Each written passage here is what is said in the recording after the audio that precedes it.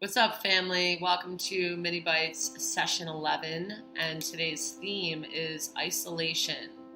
My name is Erin, and I'm an executive coach, and I work with a philosophy that is also a program called the Trifecta Core Health Initiative.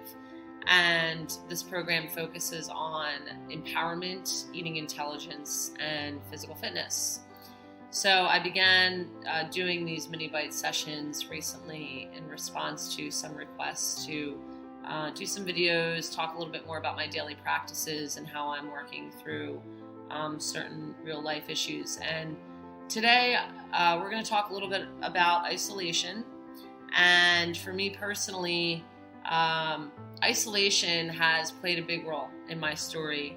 Isolation for me has led to self-sabotage in the form of destructive habits, self-defeating stories, and surface-level relationships.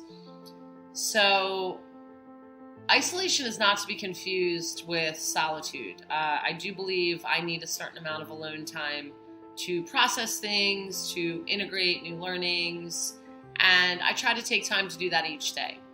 What was happening for me, in particular these last 5-6 years, is I went through periods of straight up isolation. I literally moved to the big island of Hawaii at one point and rented a house and had very little contact with humans for a period of a few months. And that was part of my path, one that I'm grateful for.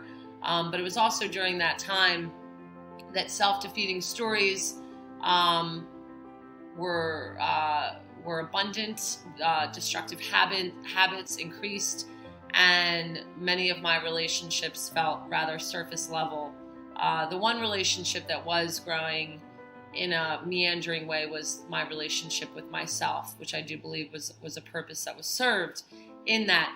Isolation is an experience, I would call it, that I believe I gravitate toward isolation when I'm not well, when I'm not emotionally well, when I'm not mentally well, when I'm not physically well.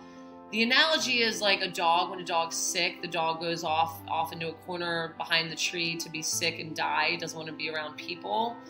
That's kind of what happens to me when I'm feeling challenged or I'm struggling in certain ways in my life, is I have a tendency toward isolating.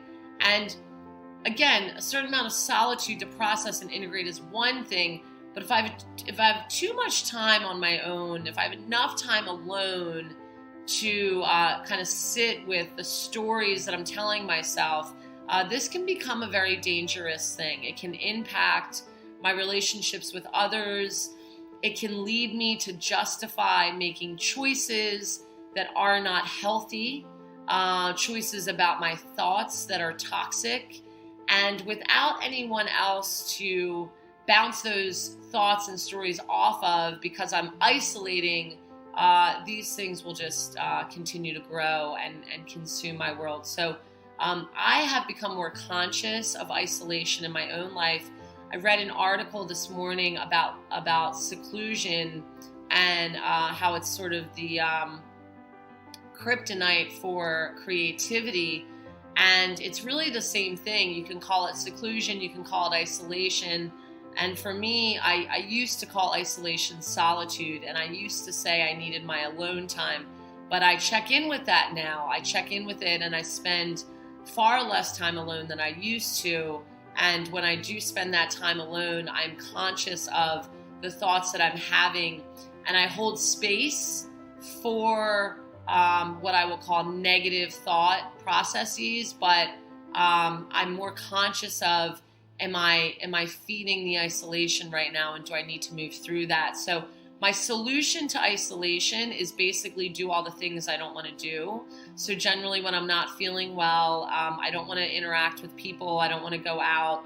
So it's really good for me to have a routine of some type of hanging out with fellow humans on a daily basis. It could be a different group, a book club or a running group that one can have on a daily basis. I have my own different groups that I engage with on a daily basis, and that keeps me doing something consistently with other humans in case I start to get to a point where I want to isolate and I don't want to interact. If I don't want to make a call, I do. If I don't want to take a call, I do. So I generally, when I'm tending toward isolation, if I'm aware of it and I can check in on it, I end up doing pretty much all the things that I don't want to do. And then it seems to pass within, sometimes it takes a few days and sometimes it can happen pretty quickly. So, sometimes a little longer than that. And throughout that process, I'm gentle with myself. I recognize that I'll have these times, and I move through it, and I move through it with a strong support system. So thank you all for your time today. I love you all, and enjoy.